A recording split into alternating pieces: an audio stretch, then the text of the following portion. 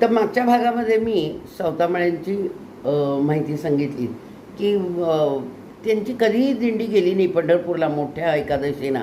इतक्या संतांच्या दिंड्या जातात, पण पांडुरंग एकादशी झाल्यानंतर पांडुरंगांची दिंडी अरण गावामध्ये सावतामाळ्यांना भेटण्यासाठी जाती.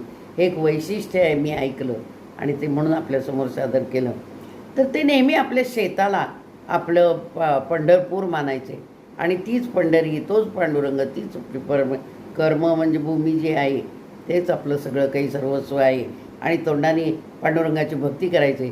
त्यांची मुलगी पण म्हणायची, बाबा इतके सगळेजण जातात, आपण पण जाऊया ना हो.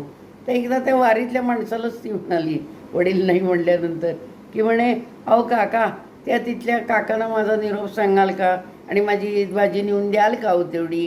तर बरोबर देतो म्हणाले हं. ते म्हणजे असं त्यांचं ते कुटुंब आणि असं ते पांडुरंगाची भक्ती करणारे. आता ते काय म्हणायचे की आपल्या जमिनीलाच ते पांडुरंग मानायचे आणि ते कसे तसेच अभंग करायचे.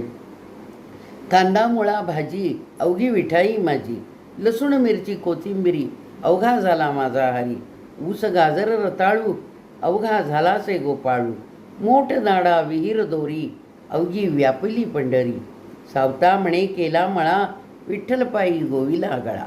तर असं त्यांचं ते तत्त्व होतं. तर त्यांचा आणखी एक अभंग मी आपल्यासमोर मला येईल तसं सादर करणार आहे. पर्ण पाचू सावळा सावळा, पर्ण पाचू सावळा सावळा, विठ्ठल माझा मळा, विठ्ठल माझा मळा, मी वार करी आगळा, मी वार करी आगळा, समानतेच्या विहिरीमधली पुण्याईची चंद्रभागा, नाव घालते पावन करते चराचरातील पांडुरंगा, पाशामधुनी तीर्थ चालले पिकवित कांदा भाजी मुळा, मी वार करी